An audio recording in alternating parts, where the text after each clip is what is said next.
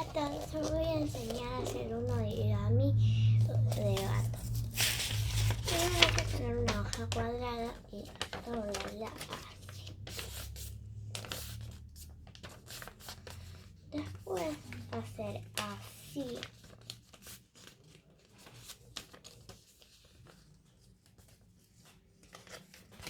Y después así.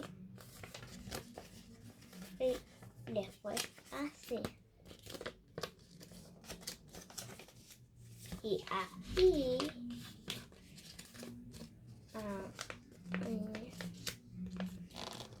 ¿Qué queda? Y ahí vos le dibujas la carita y todos los detalles. Bueno, espero que me den muchos likes y suscríbanse a nuestro canal. Chao.